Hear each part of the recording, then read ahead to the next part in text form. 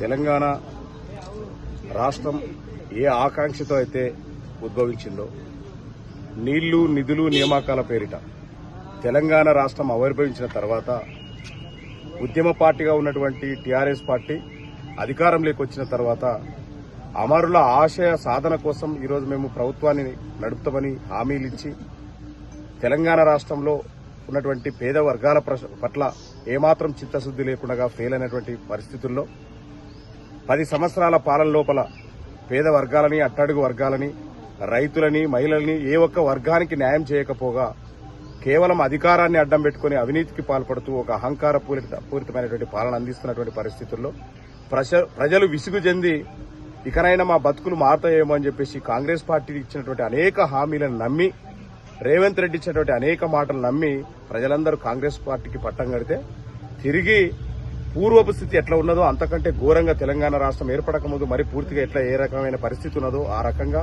ఈరోజు సమాజాన్ని తెలంగాణ రాష్ట్రాన్ని ఎట్టేసిన పరిస్థితి, ఇచ్చిన హామీలు నెరవేర్చలేని పరిస్థితి.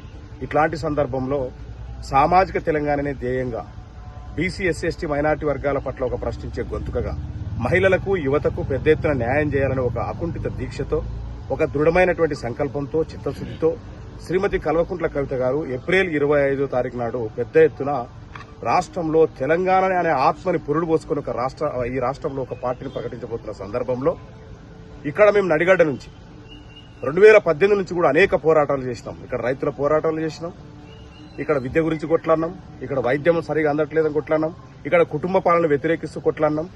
గతంలో మన జరిగినటువంటి ఎన్నికల్లో మీ అందరికీ తెలిసిన విషయం 2023 ఎన్నికల్లో మేము పోటీ చేస్తే ప్రజలు రైతులు మాకు పెద్ద ఎత్తున ఓట్లేసే అభిమానాన్ని ఒక వ్యక్తిగతంగా కూడా ఈరోజు ఏమంటే ఎట్లాంటి పార్టీ లేకుండా ఇండిపెండెంట్ కూడా పెద్ద ఎత్తున మాకు మద్దతు నిలవడం జరిగింది. ఈ ప్రాంతంలో ఒక వాదాన్ని వినిపిస్తూ, ఈ ప్రాంతంలో ఎస్సీ ఎస్టీ బీసీ మైనార్టీ వర్గాల ఒక గొంతును వినిపిస్తూ, ఒక బహుజన వాదాన్ని వినిపిస్తూ మొదటి నుంచి ఇక్కడ నిలబడినటువంటి పరిస్థితి. ఇక్కడ సీడిపత్తి రైతుల గురించి కొట్లాడినాం. దాదాపు 14-15 గ్రామాల లోపల ఇక్కడ వీధి లైట్లు లేకపోతే కూడా మేము ఎన్జీఓ తరఫున మేమందరం కూడా కష్టపడి వీధి లైట్లు ఏర్పాటు చేసినాం. దాదాపు ఒక 15 గ్రామాల లోపల స్కూళ్ల లోపల సరైనటువంటి వసతులు లేకపోతే పిల్లలకి టాయిలెట్లు కావచ్చు, స్కూల్ రూమ్లు కావచ్చు, తరగతి గదులు కావచ్చు, అనేక టీవీలు కావచ్చు, తాగునీరు కావచ్చు, అనేక సౌకర్యాలు ఏర్పాటు చేసినటువంటి పరిస్థితి. ఇట్లాంటి పరిస్థితుల్లో మా కార్యకర్తలందరూ కూడా ఒక నిర్ణయం తీసుకొని ఈరోజు మనం ఏ వాదంతో అయితే ముందుకెళ్తున్నామో శ్రీమతి కల్వకుంట్ల కవిత గారు కూడా అదే వాదాన్ని పట్టుకుని ముందుకెళ్తున్నటువంటి పరిస్థితి ఉన్నది. రాబోయే రోజుల్లో తెలంగాణ తరఫున గట్టిగా కొట్లాడే పరిస్థితి కనిపిస్తా ఉన్నది. కాబట్టి మనం అందరం కూడా తెలంగాణ ఈరోజు ఏదైతే జాగృతి పార్టీ తర్వాత మనకు ఏదైతే పార్టీగా ఏర్పడుతున్నటువంటి పరిస్థితి ఉన్నదో త్వరలోపల పార్టీ ఏర్పడతా ఉన్నది. కాబట్టి 25వ తారీఖు నాడు ఆ పార్టీలో మనం అందరం కూడా చేరాలంటే ముందుగానే మనం అక్కతో కలిసి పనిచేద్దామని మేమందరం కలిసి తీసుకున్నటువంటి నిర్ణయం మేరకు నడిగడ్డ హక్కుల పోరాట సమితి తరఫున మేమందరం ఒక నిర్ణయం తీసుకుని అక్క దగ్గరికి ఆ విషయాలన్నింటినీ కూడా తీసుకెళ్లిన తర్వాత ఖచ్చితంగా మీ జిల్లాలో ఉన్నటువంటి సమస్యలని నాకు తెలుసు.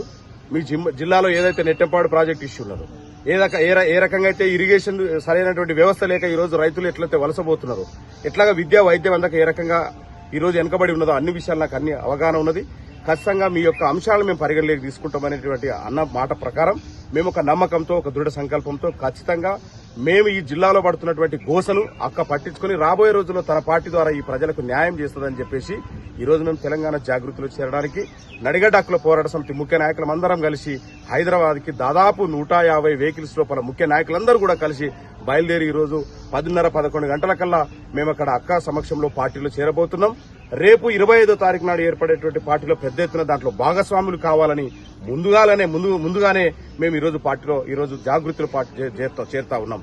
కాబట్టి ఈ రోజు మీ అందరూ కూడా జోగులాంబ గద్వాల జిల్లా ప్రజలు, రైతులు, కార్యకర్తలు, నాయకులు అందరూ కూడా గతంలో ఏ రకమైనటువంటి మద్దతు ఇచ్చినారు, మీడియా మిత్రులు కావచ్చు, రైతులు కావచ్చు, కార్మికులు కావచ్చు, కర్షకులు కావచ్చు, యువత కావచ్చు, మహిళలు కావచ్చు, నన్ను నమ్మి ఇన్ని రోజులు నాకు అండగా ఉన్నటువంటి జోగులాంబ గద్వాల జిల్లా ప్రజలు అందరికీ సందర్భంగా ధన్యవాదాలు తెలుసుకుంటున్నాను.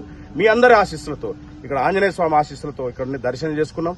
మేమందరం కూడా ఈరోజు శ్రీమతి కల్వకుంట్ల కవితక్క గారి ఆధ్వర్యంలో జాగృతిలో చేరబోతున్నాం. మీ అందరి ఆశీస్సులు ఉండాలని ఈ సందర్భంగా కోరుతా ఉన్నాం. థాంక్యూ.